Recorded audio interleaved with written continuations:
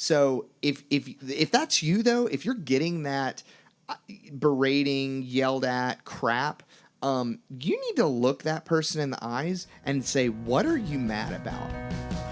Hey, I'm Michael Panic. And I'm Michael Ray. And we're the Michaels. We worked together for 8 years and through many hopeful and hopeless situations. Today, we each work jobs we love and enjoy life every day. During our time as coworkers, we ignored a lot of warning signs, which eventually caused issues in our personal lives, affecting families and friends. Our work-life balance was out of whack, and we didn't even know it. This podcast is all about recognizing potential issues and advice on how to correct your course of life and work. This is Work-Life Balance. Hey everyone. So today we're going to talk about episode 6. Thank you again for coming and keep listening to us as we talk more and more about the situations that we've been through. And thankfully, we actually have had somebody write into us recently, and which by the way, please write us in. We keep things anonymous. We don't want to get you in any type of trouble, but we want to hear if we're helping you or if there are situations that we've never thought about and want to bring to light, because as chances are, if this person's having an issue, you may be having the same issue, and you're not alone. So we want to help you out any way that we can. But anyway, this email that came through last week, which Panic will read in just a second, it's pretty telling. It's very strong in what's being said there. And so we actually are titling this episode Unpredictable Bosses, which, as you guys can think about real hard, having somebody that's completely unpredictable that kind of dictates everything toward you is very stressful, which is why the issue that we have here is anxiety driven by unpredictable bosses. But anyway, I'm going to let Panic actually read the email, because really there's no other, we can't summarize this because it's so good in terms of, we make this joke that we could have made a warning sign out of every sentence he's about to read, which we almost did. We basically did. Yeah. So, and it's really great. So anyway, let Panic read it. Yeah, so let's take it away.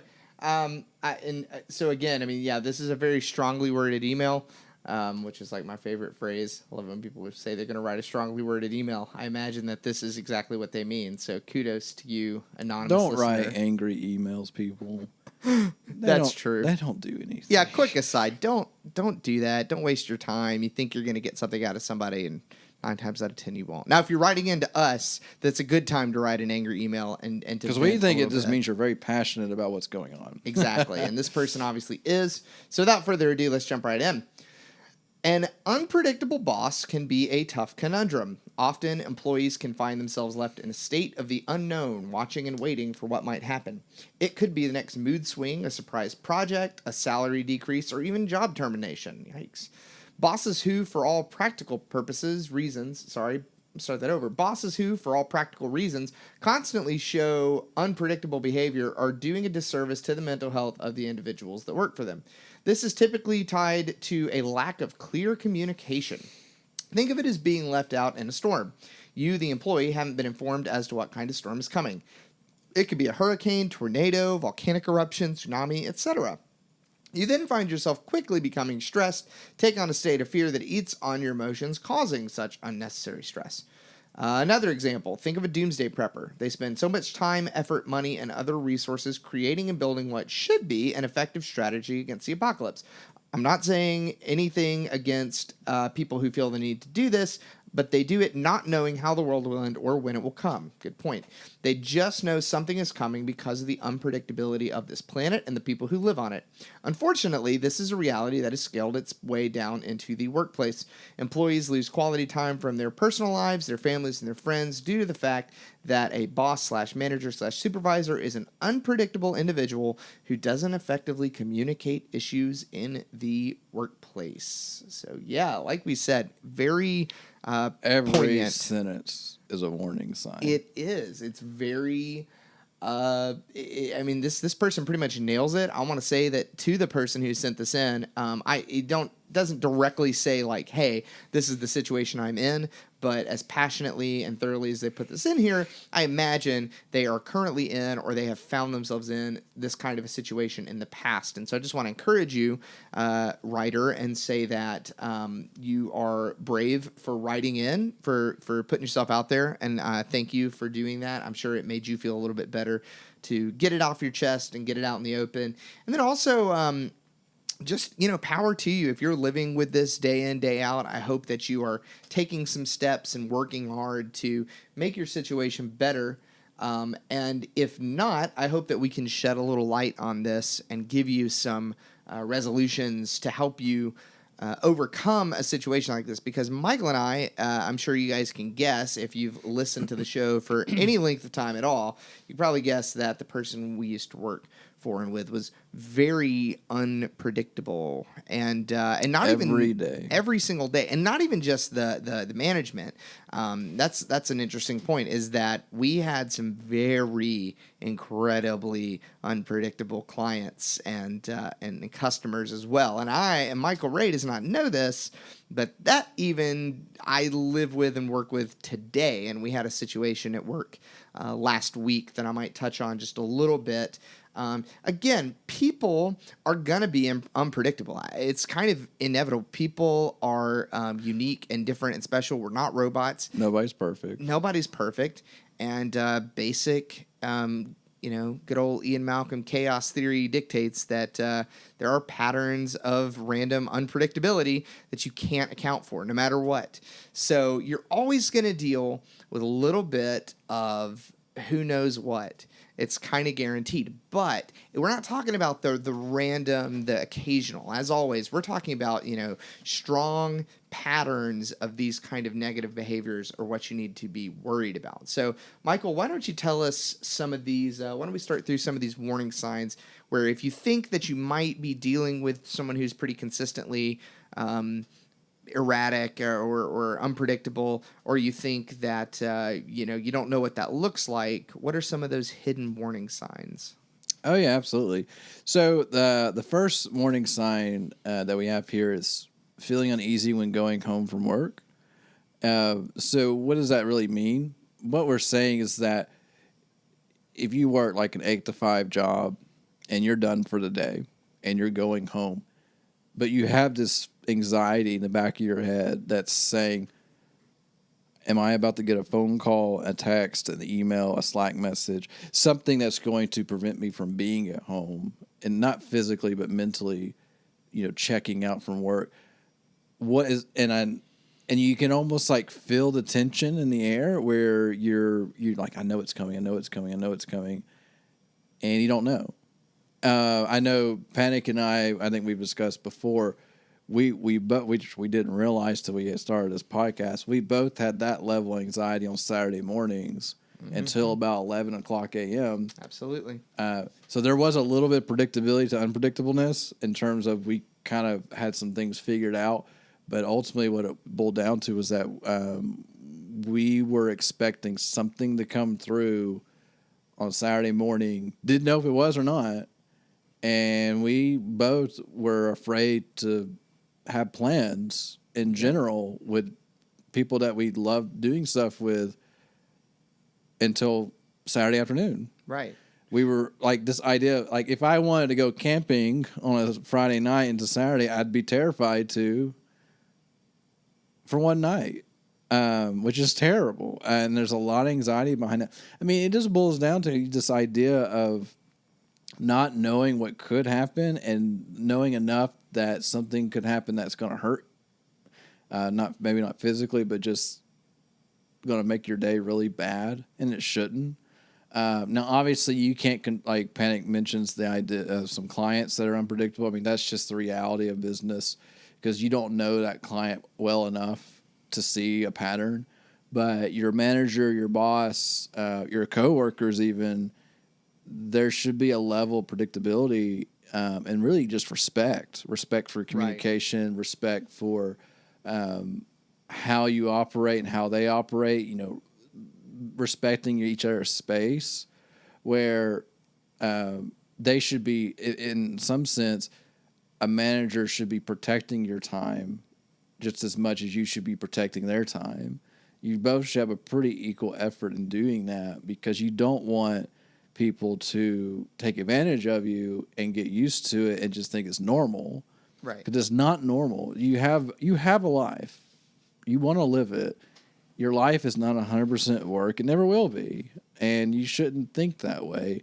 And just the simple feeling uneasy going home from work it sounds odd to some people, but think about that. I mean, can you safely clock out of work, turn your phone off, and go home, and not feel terrified? Well, and I want to clarify something here because, like, I don't want this to sound repetitive. I mean, everything we say is going to seem a little repetitive, but in this particular instance, we're not just talking about that feeling of like, oh no, I don't, did I get everything done, or how am I going to be bothered? It's that like insistent fear that you're going to be hit with something completely out of left field, because this is how it would usually go. It was like we went through a whole day and nobody had said anything to us and nothing was bad and everything was fine. Communication. No communication, haven't heard a word. And then you get home and it's 6:30 and then you're getting the angry phone calls and the why the heck hasn't this been done, blah, blah, blah, why blah, didn't you tell me about this? Or about, and then you start getting accused of keeping secrets, acting like things have hiding been information, withheld or hidden, when it's really just that individual's erratic behavior, and in this case, erratic work schedule that doesn't correlate with your work schedule or standard office hours even a little bit, right? And so it's that fear of not just what's going to happen, but like what random thing am I going to get hit with? Because if there's an expectation that something's going to be done by the end of the day and you don't do it by the end of the day and you get called out on it, that's called life, man. You got to get your crap done. You got to do your job. But we're talking about those instances where you could never in a million years, quote, do your job because you don't even hardly know what it is, because you don't know what's going to be tacked on tomorrow. You don't know what's coming out of left field or what expectation is there that's never been set. Or what I had a lot of experience of, you need that done today, right now. I can't, because I have to get the client to give me that information and they're not available. I've already called them. No, I need it now. All right, well, let me drive to their house and stick a gun to their head and say... Which, by the way, I didn't stick a gun to their head, but I have driven to clients' places. This just became a true crime podcast. I did not put a gun to their head. I'm sorry. But there have been times where we needed something and you were harassed into harassing somebody else. I had to go in and just show up. Yeah. Which I will say, the occasional show up is not a horrible thing, but I did it often enough to either, it was collecting payment or trying to get information, or a project went sideways and it was up to me to get it back on track, which I understand all of that. But there were a couple of times where I had no option. And if I didn't show the effort, which my effort was already shown through phone call, email, text. That's not enough effort. I want you to drive an hour and a half and get this done. And you're not being compensated for it. You just have to do it. It's part of your job description. That's the kind of unpredictable garbage. It's the drop everything you're doing. And serve me. And take care of me right now, even though it won't benefit you. Other than it keeps me off your back. Exactly. And that's kind of the next point. The first one was like, you're afraid to go home every day. The other one is you're afraid to come in every day because you're like, all right, what flavor of crap sandwich do I get to eat today? You know what I mean? Every day it was like, well, I did the dumb thing that was randomly thrown at me yesterday. What revision to it do I have to do today? I'm going to give you an example. I'm going to give you two examples, one for me and one from a friend. So I was tasked with designing some stationery for our company, so like a letterhead, and then also redesigning our contracts. I remember this. How long did that contract thing go on? 2 months, 3 months? I think about 3 months. About 3 months was a constant cycle. There was no clear direction. There was never direction. It was like, just to be pretty honest, it was like, all right, redesign our contract.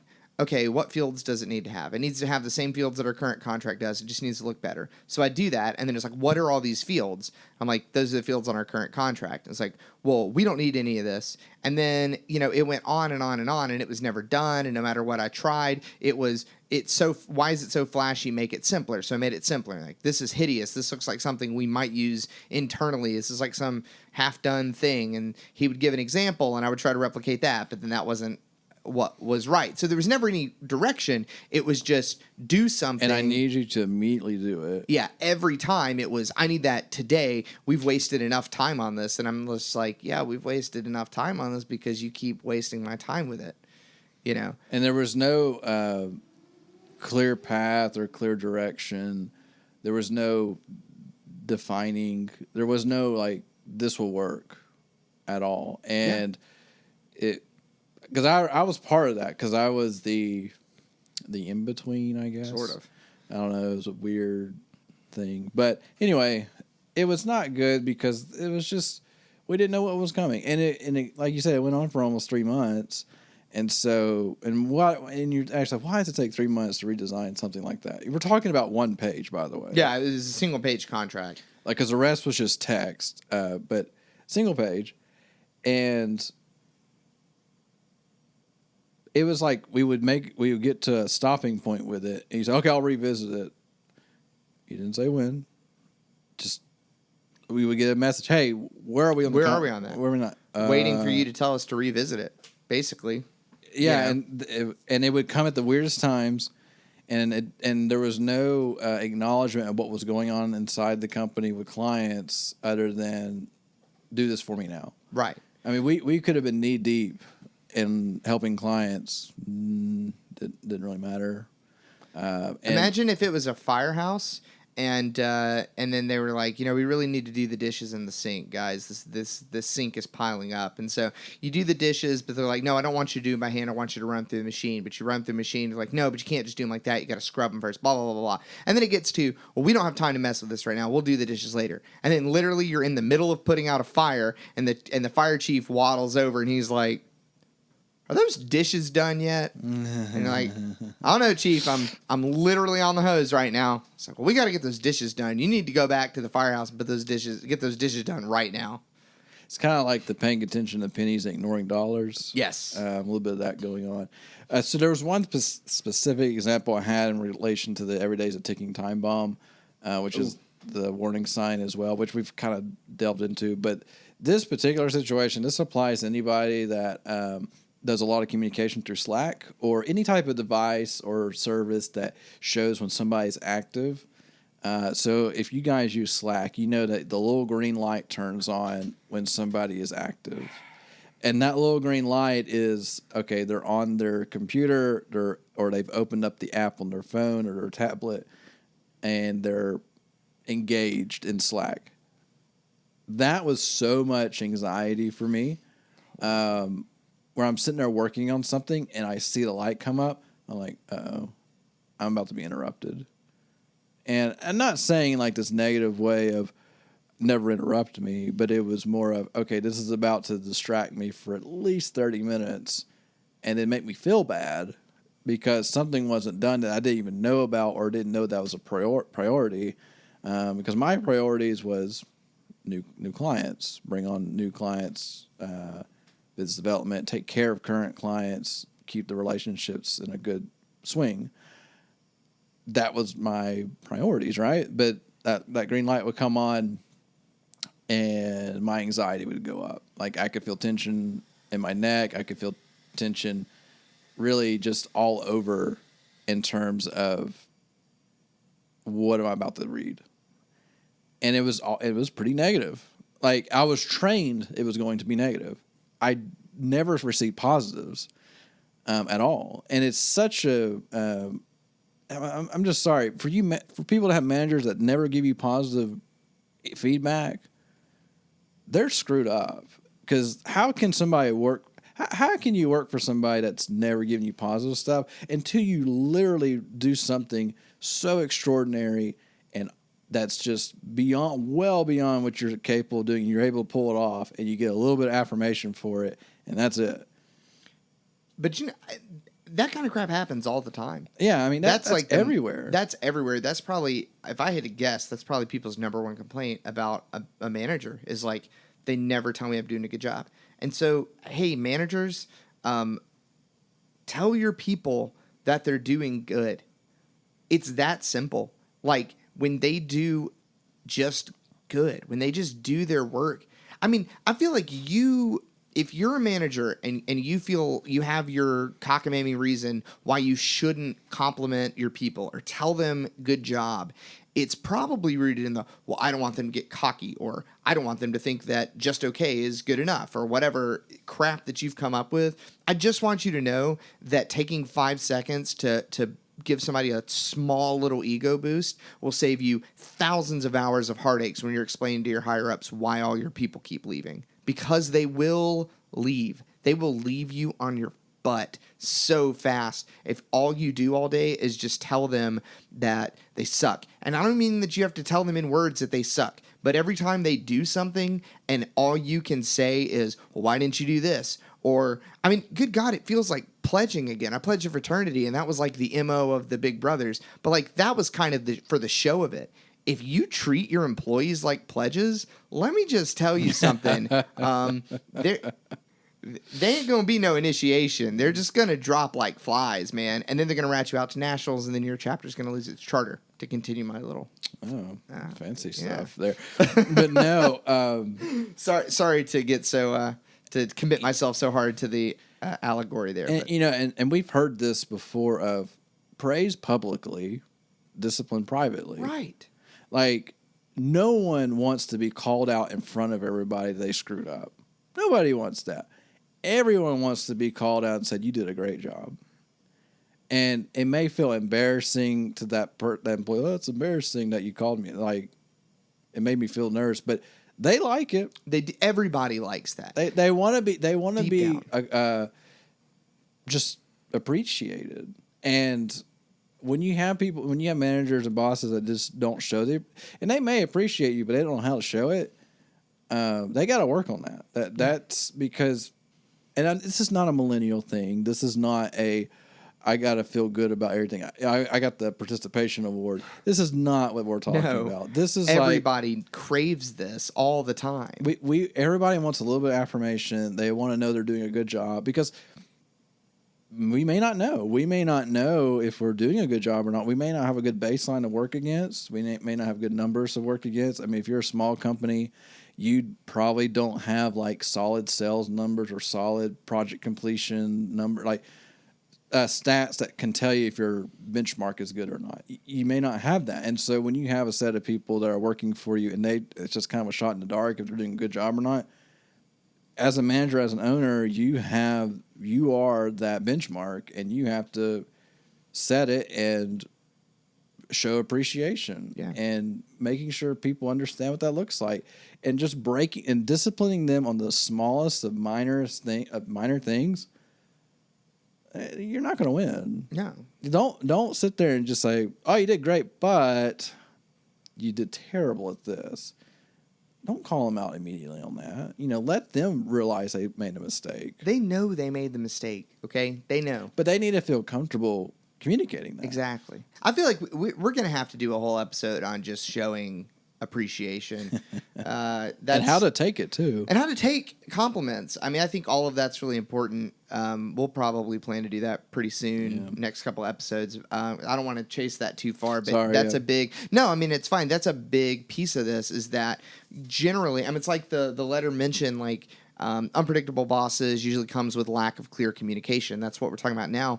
And a lot of times that unclear, that messy communication comes with a lot of criticism and a little praise. What is our next? So we have fear of taking time off, and that's pretty self-explanatory. It's kind of the same thing. And we've talked about that from like day one of this. You can't just feel good about not working, and we've had a whole episode about that. And so. But what we're saying in this is the unpredictability of your boss that's causing this fear, because you're waiting for something that may never happen, but it's happened enough where you're trained to say, I don't know, like I'm probably gonna get some random call on Sunday. I better. Here's a very personal example to me. There was quite some time where I would keep my phone with me at church during service on silent, and I would check it, and I would get a message, and I felt like I got to respond to it. And I'll be honest, my wife said, heck no to this. So, I don't know, 3 or 4 years ago, she's like, this ain't going to happen anymore. Because there was one point I left church to help somebody because they were being dumb and unpredictable. But I was obligated to help them no matter what the cost was. Right. And so after that, my wife's like, all right, your phone is staying in the car every Sunday.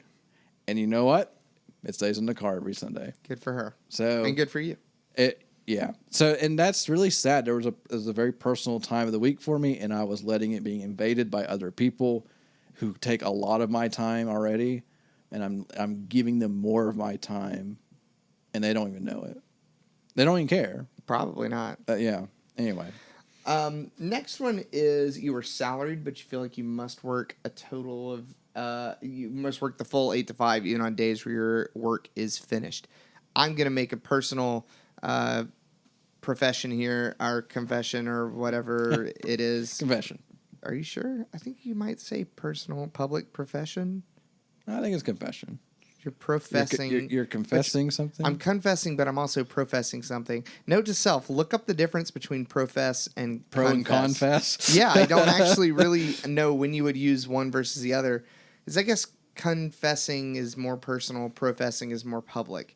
Maybe. You can look that up now if you want. Sorry for the... Hello, Google. Yeah, sorry for the tangent. But yeah, I do this a lot. I mean, since I started my new job, I have been told many times, like, hey, you can leave. Like, go ahead and go. You go ahead and go. And sometimes that's good. You know, it always makes me feel good that they're encouraging me to, like, hey, if you're done with your stuff, everybody else is leaving, you can go. You're done for the week, you know, especially on a Friday. I definitely just get nervous about that sometimes, but I was proud of myself today. I just needed some time, so I left a little early, you know? I just left a little early. I just needed time. I just wasn't feeling really good, and I was just, I just needed that time. And so I was really, you know, there's nothing that, like, I had to get done today. So I felt the freedom to say, okay, I can go home. I can cool off for a second, do a little bit of work later when I feel back up to it. But, like, I can leave a little early today. That's okay. And, but the thing is, I never could have done that at my last job because you just never knew when we made the joke of you leave early, you're going to get a phone call. you're going to get a phone call. It was almost... And it wasn't like they're watching you. No, they didn't know where we were. They had no idea if we were in the office or not.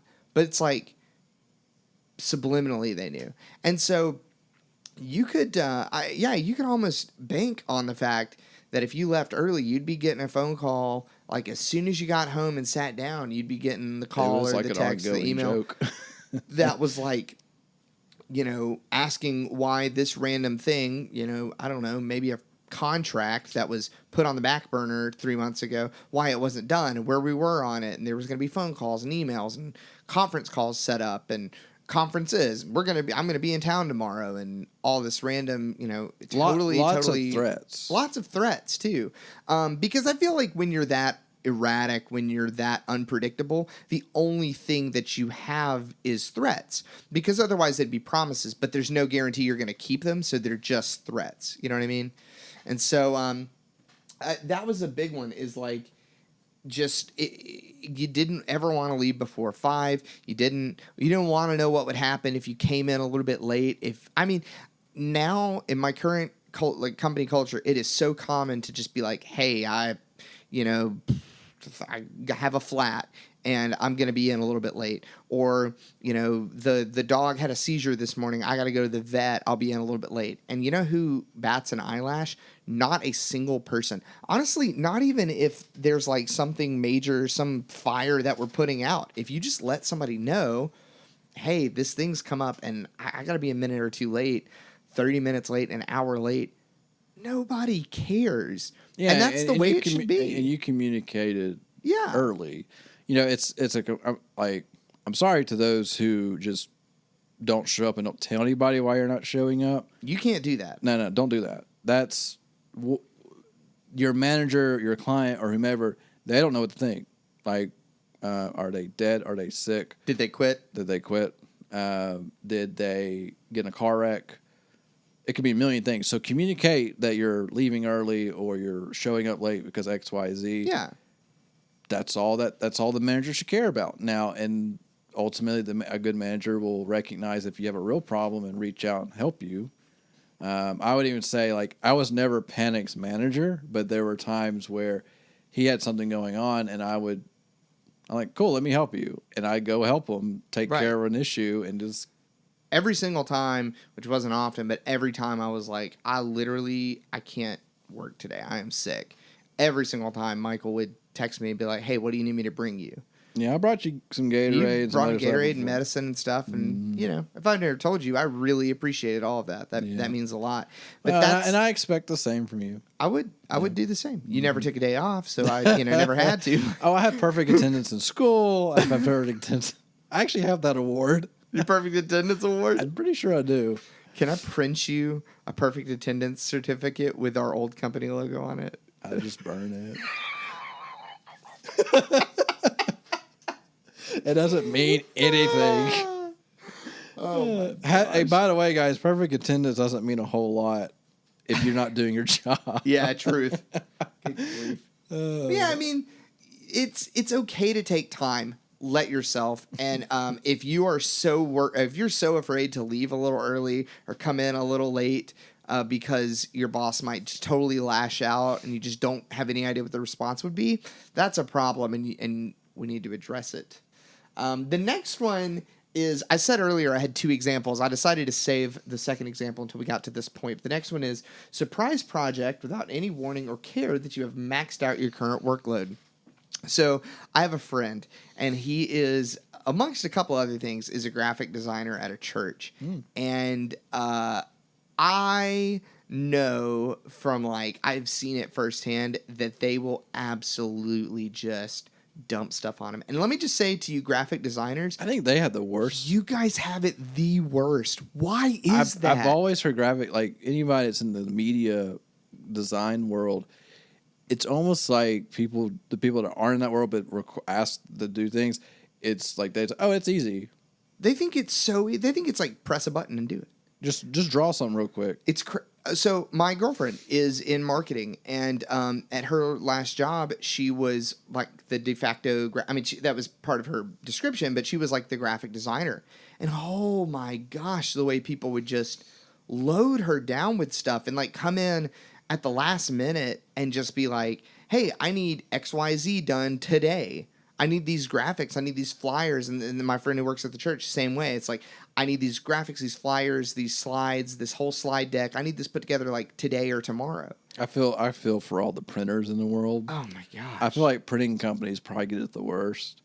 If they're smart, they charge last minute fees. Something. They'd make a killing. But I know a lot of printers, and it's almost that joke of, you need it yesterday, right? Yeah. It's because people don't plan ahead. No. But again, it's those unpredictable, oh my gosh, this is the most important thing in the entire known universe, and also I just thought of it type of bosses. So with the contract thing, there were several other little tasks that needed to be done, but I was never given clear direction on, and then it was suddenly the most important thing in the universe. And those are the kind of ticking time bomb, sinking, anxious feelings that you'll find yourself in if you work for somebody who is, loose cannon, unpredictable, don't know what's coming next. A lot of times I think it will come. And let me say this wasn't exactly my experience, but if you work on a team and your manager is that way, it really just makes them a terrible manager, right? Because they're just not planning ahead.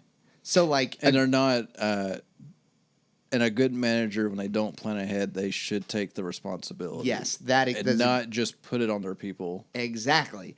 If you screw up, if you are a manager and you screw up, you get to be the one to eat crow and do the work. Period. And if you're not willing to do that, get out of management and take the pay cut. And if you are the manager of a manager, of a middle manager who does that, please cut them. Please kick them out or put them down to size or something, but don't let them crap on their people. So upper management, you have a responsibility to have such a full overview that you see when middle management is blaming people and just like, passing the buck onto them when it was their responsibility for not managing their time. And I mean, this is a broad example, but I'm thinking about Tesla and Elon Musk. And you remember these interviews with him at Tesla. He was sleeping on the couch because he was trying to fix the problems. And he's the owner, founder, billionaire. He shouldn't be there type person. But he was in knee deep because he didn't want to see his people fail. Yeah. So he was going to do everything in his power not to. And he was successful with it. Yeah. Because people can crap on Elon Musk all they want. I think most people are just jealous. You can say he's crazy or whatever. He does. He is like the Midas touch. Everything he touches is gold. The dude's killing it. He's got it figured. He's got something figured out. Let me say this: a lot of people love to crap on Steve Jobs too, and a lot of people say, "Oh, he was a jerk," or "Oh, he was a jerk, but he got results," or whatever. I don't care. But if you read enough about Steve Jobs, you come to find that he would, even if he was just sitting there directing, barking orders, he might not have gotten his fingers dirty at all, but he was still there alongside his team, working with them and pushing them along. He wasn't just sitting in some ivory tower screaming down. That at least shows a better level of management. And I think a lot of what we can talk about, I don't know what I'm about to say. I don't know what I'm talking about here because I don't watch the show. And I think, Michael, I think your wife does. I think you know more about this than me. But I'm pretty sure that the person we were describing is Michael Scott from The Office, right? Is that right? I mean, I've seen a couple episodes. I'm surprised you don't watch more of it. I didn't like it at all. So I'll say this: my wife loves it. It's her editing background music, pretty much. And reminder, she's a wedding photographer, so I imagine she's sitting there editing wedding photos and watching The Office. Yeah, and so what an image! And she's trying so hard to get me to get into it, and I tell her that I'm getting more into it than I used to, but I wouldn't do it because it was real. It was reality for me. Yeah. And if you guys ever watched The Office, Michael Scott is the manager, and he's very bad at being a boss. But it's comical because it's TV. But you slowly begin to love him toward the end. But ultimately, he does everything wrong, and he doesn't realize it. And he just thinks it's normal, and he thinks it's just that's the way you do stuff. Mm-hmm. And everybody suffers for it. Right. And they don't know what to do, and they just deal with it. Nobody quits. And he's very unpredictable, right? Yeah. Because like I said, I've seen maybe the first 5 episodes of the show, and I remember there's one where season 2 is pretty good. Okay. I'm just a hard sell on TV. You know they're gonna get rid of it. I know. So if I'm gonna watch it, I guess I better watch it. Better hurry up. Let me take a more personal example, and this is a little more obscure, but you fans of British TV, I think will appreciate this. The IT Crowd. IT Crowd was actually, I think there was an American version that Joel McHale was supposed to play the lead. Did you know that? No. And he and it was going to be made by the same people who did The American Office. But so in the IT Crowd, you've got these 2 kind of dweeby, nerdy guys that work in IT. And then you have their manager, who's this woman, Jen, who's just come in and doesn't really know that much about computers, kind of lied her way into the interview to be an IT manager. But she's great and they love her. But the other people in this company are so horrible. And like the CEO's son is just this obnoxious, horrible person who is forever passing the buck onto Jen. Like everything that goes wrong, he passes it on to Jen. And then Jen usually will either take responsibility for it or sometimes passes it on to Moss and Roy, which are the 2 IT guys. So it all depends on the situation, but you can watch those kind of things play out where sometimes you've got just people taking the correct responsibility, and sometimes you don't. But that if it is unpredictable like that, it makes for great television and living hell if that's your job. Oh yeah. So that kind of is the same thing as this is something. this is going to sound familiar to a lot of you. If you've never experienced this, I am so jealous. But if you've ever heard the phrase or something similar to, yeah, the boss is in one of his moods again. Oh, he's just on one of those tirades. He's just on the war path. Anything like that. I want a boss that's in the mood of always giving out $50 bills. That's my kind of boss right there. No, seriously, there's a theory behind a $50 handshake. So when you give appreciation to somebody, you say, you did a really great job, and you hand them a $50 bill. Here, take care of your wife or your spouse on us. It's amazing. A lot to be said about that. It's really good. It's really simple, but it works because it's going back to affirmation, showing a little bit of appreciation, and this is just a little something I'm going to give you. Yeah. Go do what you want to with it, but go on a date, go have some fun. I like that. Note to my managers that may or may not listen to this show. $50 handshake. $50 handshake could mean a lot. And it's cash, so you know IRS doesn't care. Bing.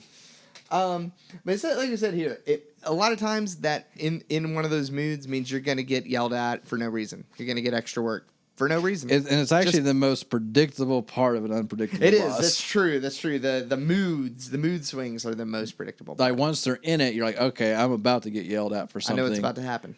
But you don't know when it's going to happen. Or why. Or really, and there's like no rhyme or reason to it. If you have something where a client quit on you and demanded a bunch of money back, okay, that's acceptable. What happened?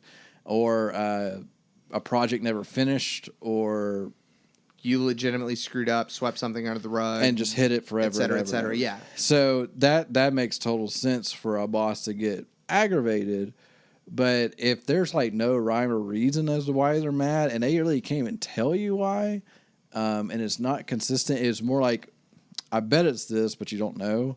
That's not good. They should have a pretty good reason they're going to get mad. But reality is, a good manager or boss should not show that much anger inside the workplace. Let me jump to a little bit of a resolution here, because this is important. If you are being like actually yelled at, I don't mean like you got your feelings hurt because somebody used their mean words at you. I mean like you're getting publicly berated and yelled at, and I hope to God that you hear that and you think, what are you even? That doesn't happen in the workplace. I hope you believe that doesn't happen in the workplace, because that means it happens. It happens. So if that's you though, if you're getting that berating, yelled at crap, you need to look that person in the eyes and say, what are you mad about? It's going to make them very mad. It just is, and there's a little satisfaction in just remember, pushing the bull. They're human. You're human, and they're forgetting that. In that moment, when they're screaming at you, they are not treating you like a human.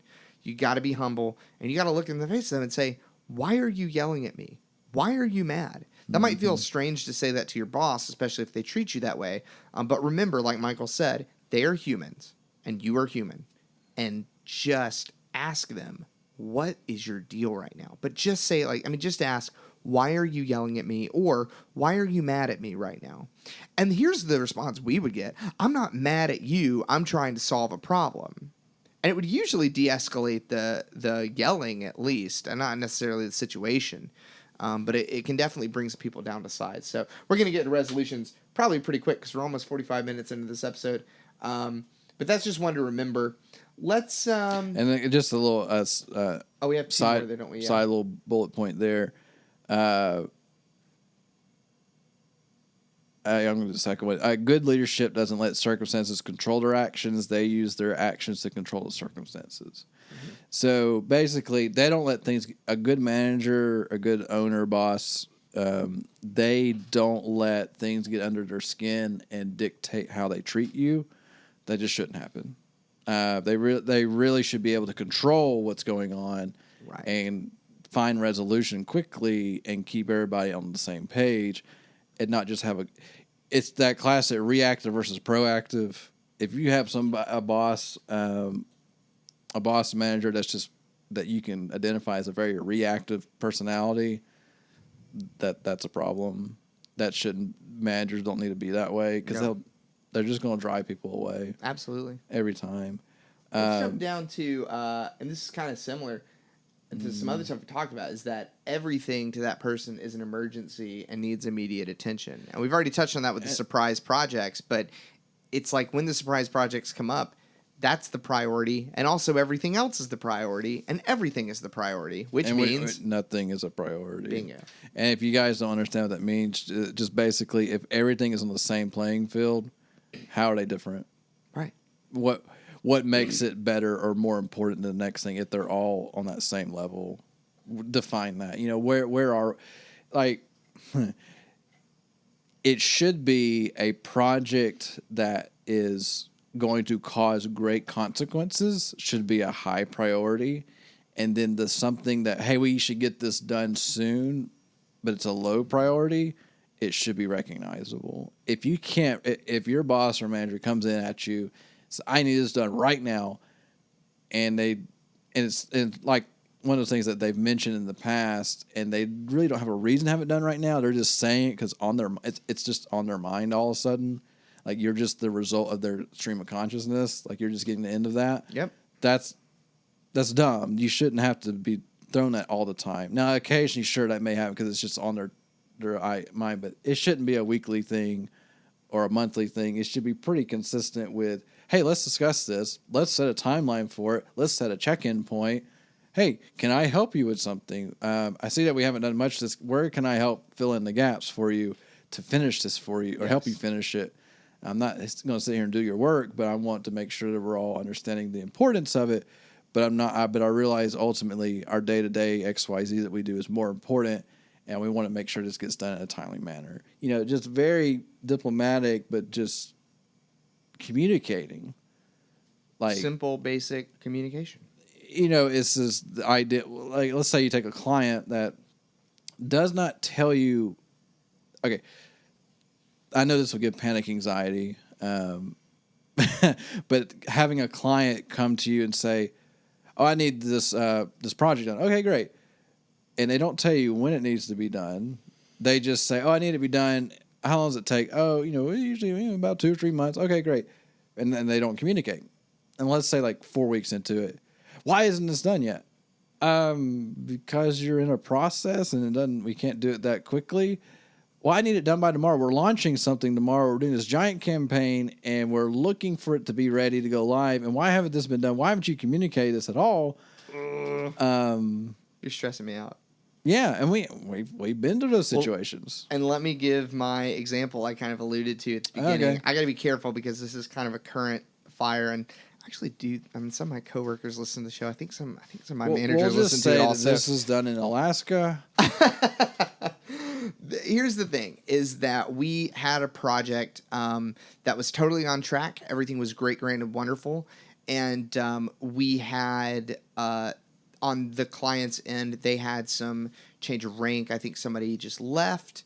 And they were bringing in new people to take over this project, right? It's their project that we're the vendor for. So they bring somebody else new in, and that person the new person that was brought in didn't quite understand the way that we worked, the scope of the project, or the timeline, or anything like that.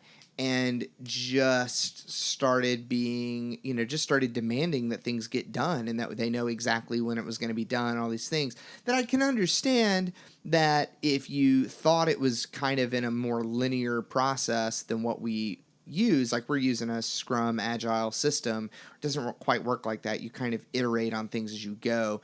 If you're expecting straight through, A to Z, and then you're done process, it could be frustrating. I get where they're coming from, but you just those kind of situations are so stressful because this person just, there was just misunderstanding and, or just a change of situation. But you can find yourself in those situations where it's not so much misunderstanding or just like a change of rank or whatever. It can just be this person made it up in their head where suddenly, I need this thing done at this time. Like you said, we did at the past job, I had clients who were like, well, we're launching this major campaign. We're like, we've never even heard of this. Why are you... And it's like some of these people expect you to read their brain. That's what I'm trying to get to, is that communication. This unpredictability springs always from a lack of ability to communicate. Like you can't say what you expect or need or want. You just expect the people around you to read your mind, and then when they don't, you get mad. That's a bad pattern. That's also, if you're that person, fix that problem like now and definitely before you ever consider becoming a manager. Fix that problem. Two more warning signs, just really quick. We'll just kind of hit them. Is one we've really talked about is that words of appreciation are an afterthought or only mentioned when you show disgust or concern. I've seen that a lot, where basically the squeaky wheel gets the grease and everybody else just gets the finger, basically. I mean, when you're only just showing appreciation because you feel like you have to, that's not good. Or if you see that your boss is only showing appreciation toward that person that just makes a really big deal out of everything, it's almost like just to shut them up. That's just not good. Or I did some work for my cousin this weekend and it made some extra money. And then all of a sudden you're getting, I just wanted to let you know, you're doing a really great job and we're really proud of you. And we love you. The fear of quitting. Or the hey, so I just want to let you know I'm taking on a weekend job. I'm going to be working with my cousin every weekend. It's just a side thing. I'll only be on the weekends. It won't interfere, but I wanted to let you know. Well, that's fine. That's fine. Hey man, I just wanted to say, you've been doing a really great job lately, and you deserve a raise. And you know what? I want to make you a manager. I think it's time for you to do that. Blah blah blah. And it's this panic of like, oh no, this person's leaving, and now I should show them appreciation. Appreciation should be such a natural part of your work environment that it's second nature to you. Absolutely. It's completely second. It's not a forced thing. It doesn't feel awkward. It feels correct. It just feels like, okay, this is just normal. This is just part of what we do, and the part of the culture of showing appreciation and showing it in a good way, not just, hey, good job. That doesn't do anything. Okay, well, can you give me more detail on that good job? Hey, thanks for going 150% on your sales numbers this month. One little detail is all it takes to feel genuine. And then, because it means that you actually looked into it. Right. You actually paid attention. It wasn't like, good job. But anyway, and then this last thing, I threw this in here last minute because I just was thinking, when it comes to your unpredictable boss. Now, this is kind of that you have this legitimate fear of this is about to hurt in a lot of different ways. And what I put here is fear of boss getting involved with clients because you might lose the client. So basically you have and what I'm really mentioning is that if you have a boss that has a high anger, that gets angry very quickly, and doesn't know how to control and be professional about the whole situation, that's a problem. Because when a manager or boss gets involved because you can't resolve a situation for a client, there's a good chance that boss and manager should be, they're going to protect you as an employee because you're worth more than that client. You should be. If you're not, then that's a problem and you should find out why. Yeah. And then that should be their first order. And then their second order, let's take care of the client in a reasonable manner. And let's all be even-headed and level-headed, not up and down, not reactive at all. That's a good boss or manager. They can take a hostile situation and make it a good one. And the good one may not be keeping the client. It may be better to let the client go, but let it go on a more even note and not just forget that client. They're terrible. Just screw them. Avoiding that general thought. Anyway, that came to me and I was thinking about it because I think in the past I've had a situation where I was like, oh, if I get my boss involved, I'm going to lose money every time. And you shouldn't be afraid of that. And then I would feel bad, like throw me under the bus mentality every time, And then there are situations like, just throw me under the bus so the client feels better. I know good managers will do that because sometimes you just have to play that game. But ultimately, they should not be this hot-tempered, short-fused person that's going to fix your problem because they're probably going to make it worse. Right. Or the worst thing is when you have this big problem and then at the end of the conversation with the client, you now have more work to do for the client that just says we'll do whatever the client says. Yes. There's no no standing up for your people. It's just appeasing the client. and that just goes back to that simple of take care of your workers. Take care of your people. Take care of them. I mean, shout out on both of these last two things. Shout out to the people I work for and with now. It's such a positive culture of like, I mean, honestly, if I went a week without hearing somebody say that they appreciated me, literally say like, hey, we really appreciate you. I really appreciate you. I'd be shocked because that has been every week since I started. Every week for 4 months now, I've heard, we appreciate you. We're glad you're here. Thank you for what you do. Checking in on me, just like a genuine like, hey, you seem kind of down today. Are you okay? Is everything cool? Are you burnt out? Are you all right?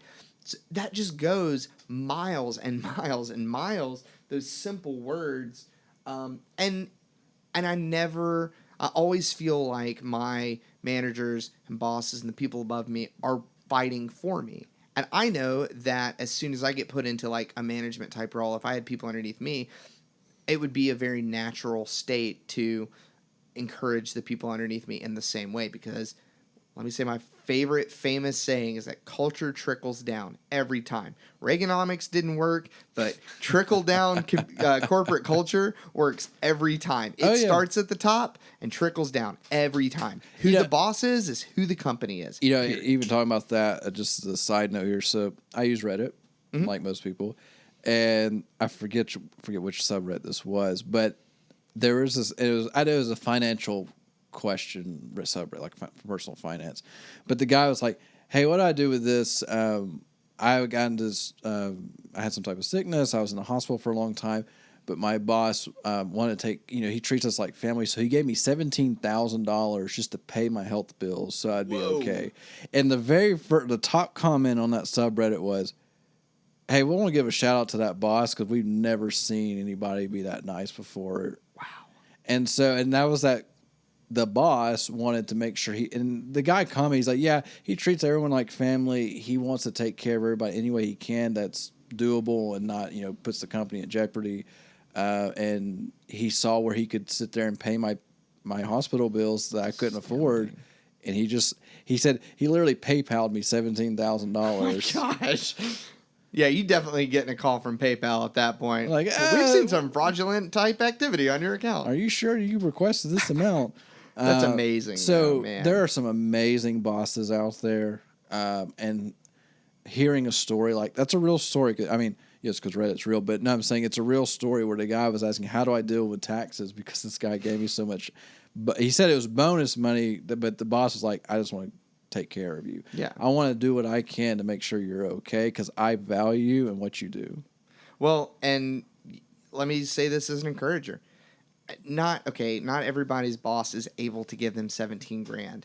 But if your boss isn't telling you thank you and that he appreciates you, you can find another boss at another job. I'm just saying. There are lots of bosses out there. Lots of bosses.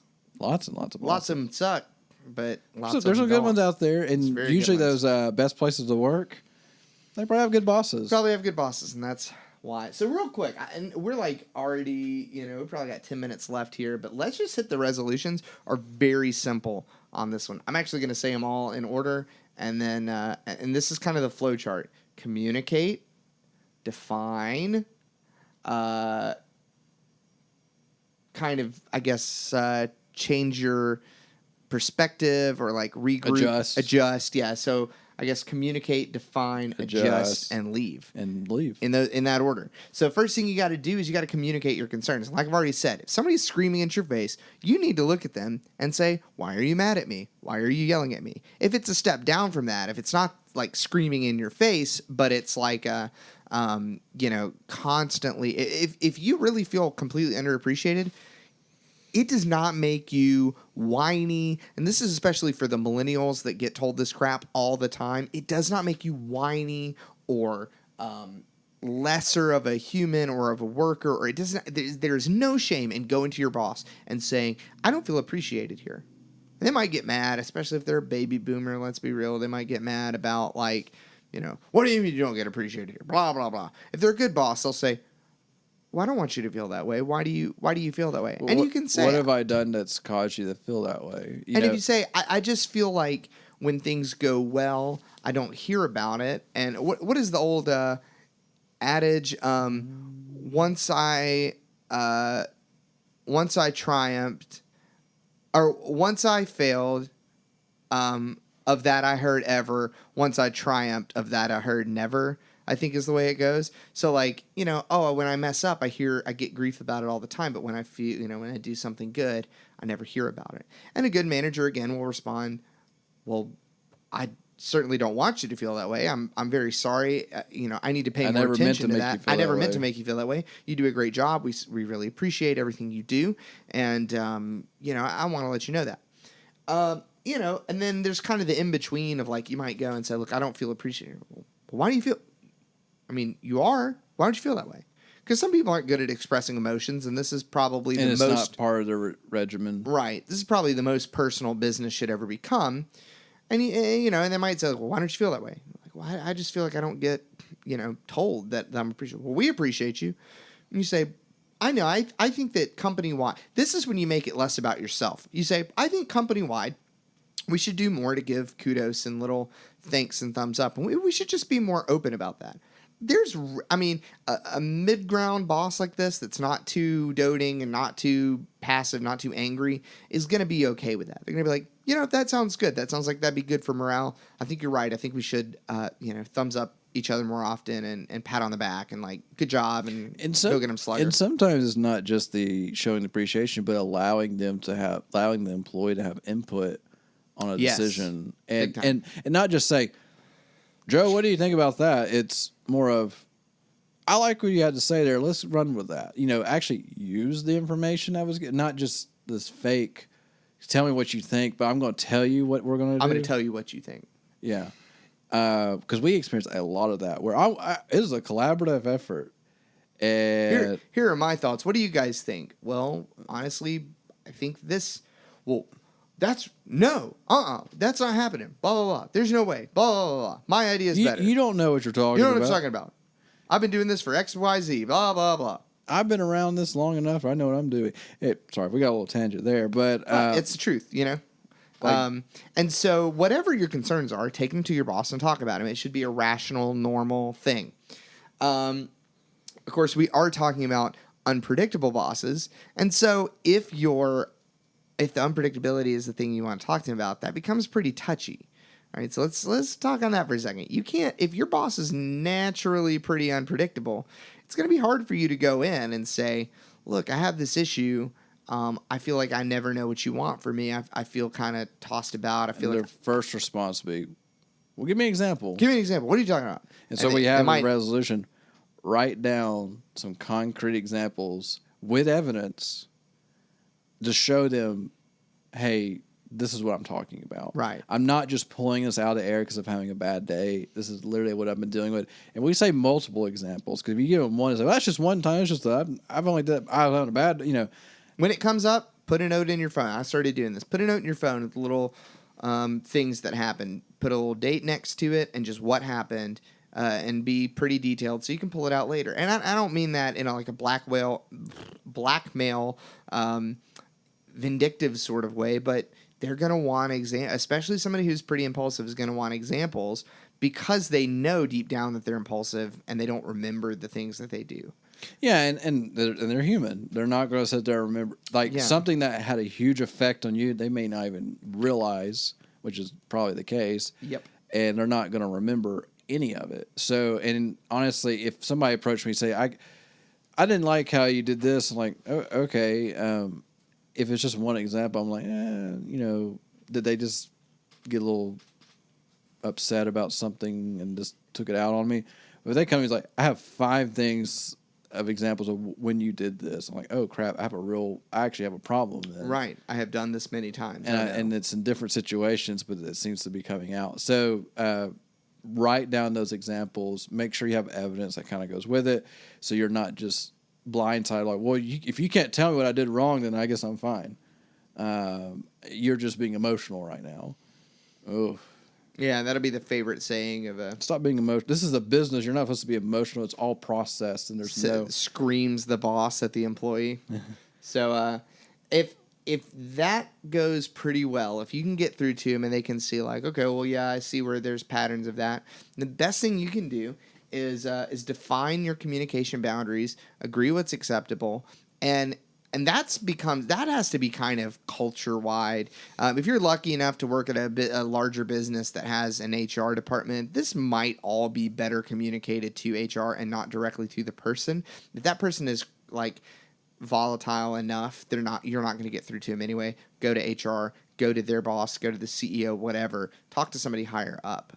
If there is somebody, if this is like top dog and you're like small little business, you got to work directly with them and try to sort it out, which is very hard if they are impulsive. But if you can get through to them and make them realize that you are unhappy, the next best thing you can do is just define what's okay, what's acceptable, what are we okay with, what's cool, and also put that into writing.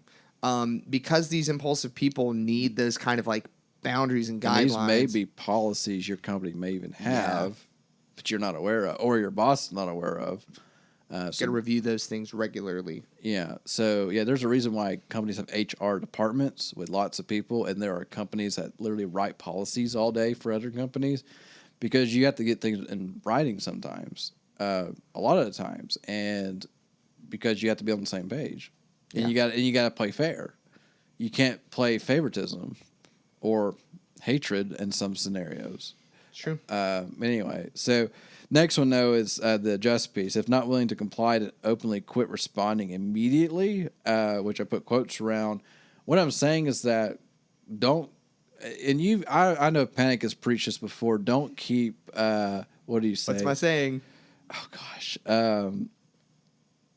Don't keep, what was it like? Don't reward bad behavior. Don't reward bad behavior. Want that on a t-shirt. Yeah. You could probably put it on a t-shirt. Cross-stitch it over my hearth. Don't reward bad behavior. Don't reward bad behavior. When people will not comply with you, don't comply with them. And I don't mean like just constant disobedience, civil disobedience, or subordinates, but I'm talking about if your boss is like, well, I don't do that, and blah, blah, blah, and then or like we've experienced when it's this is the most important thing in the world, do it right now, and then you do it and you get radio silence.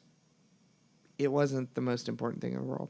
So don't pretend like it is. Just FYI, if you're emailed something that needs immediate response, it's not immediate response because they emailed you. Yep. If it's really that important, they will call you or come talk to you in person. Wow, shock. To get it done, because email is not immediate. It never will be immediate. It never was meant to be immediate.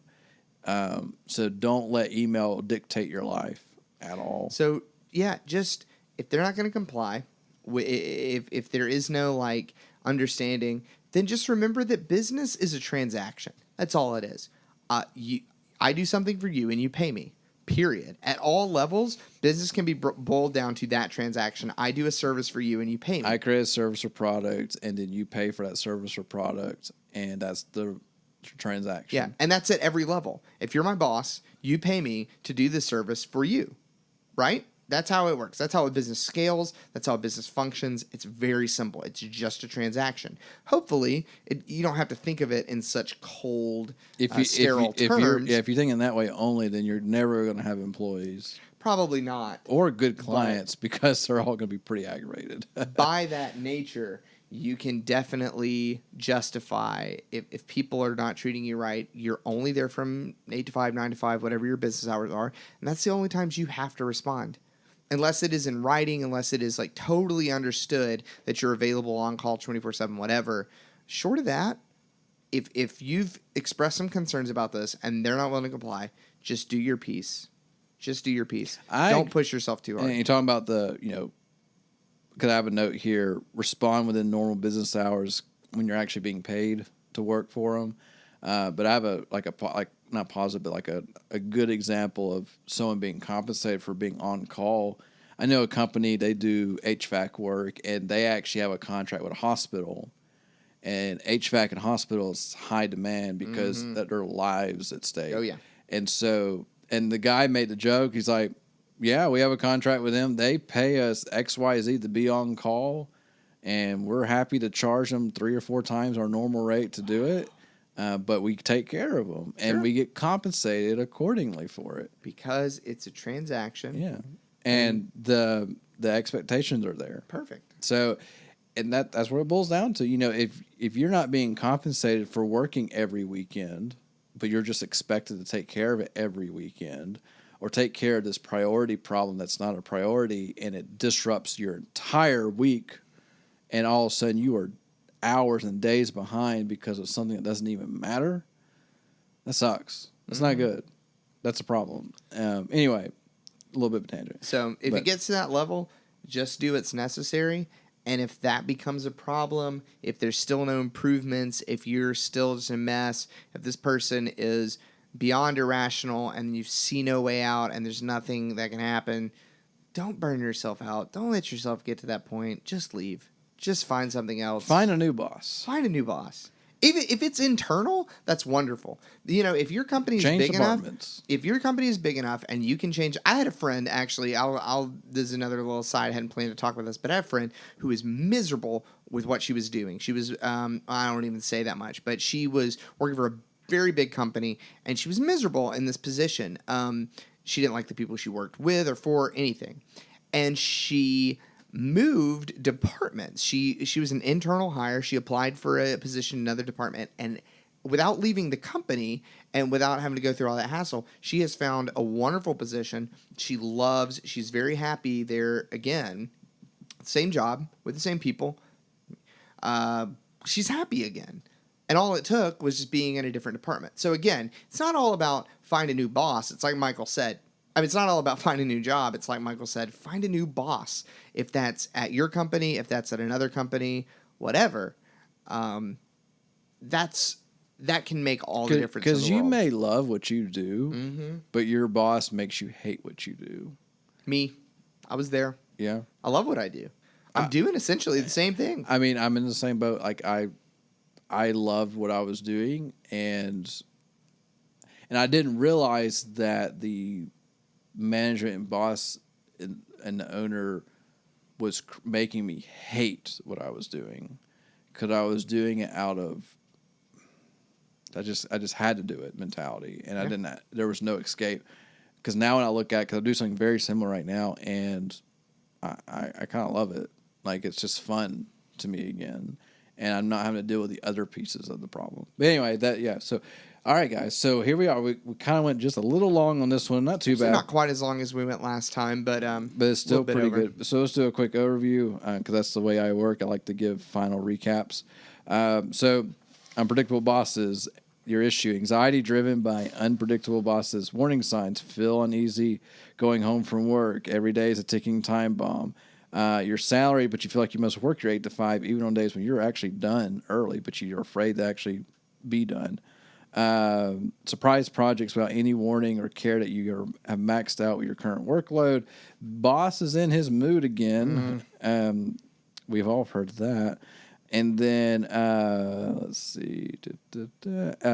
Everything is emergency and needs immediate attention. Words of affirmation. Words of appreciation. Same thing. Are an afterthought or only mentioned when you show disgust or concern. So they're trying to patch something. And then fear of boss getting involved with clients, because you may actually lose the client because they're unpredictable in how they treat the client or treat you.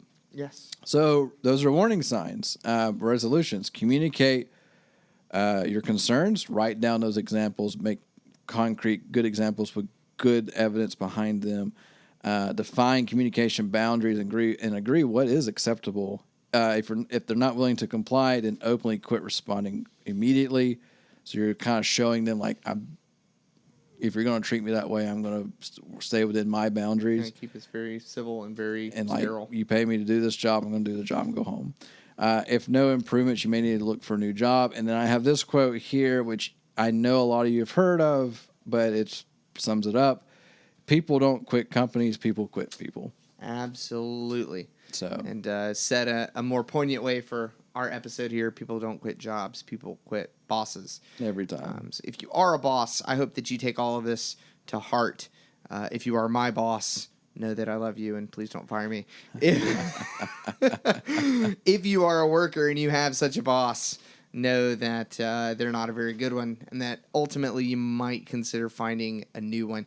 I'm a little down on this, and I would love to hear if somebody out there has experience where like they have resolved an issue with a totally impulsive, totally erratic boss, and they've really overcome it and they've made it right, and things have gotten better. And if you saw like culture change because of it, I'm dying to hear those stories because I have never heard one in my life. So if you have that story, if that happened to you, please write in about it. I'm just dying to hear that, because most of the time these are the kind of bosses that people just run away from at top speed, and it never really gets any better because like it all is kind of cyclic. They're impulsive because they don't they're not very self-aware, and they're not self-aware because they refuse to listen to other people's criticism, blah blah blah.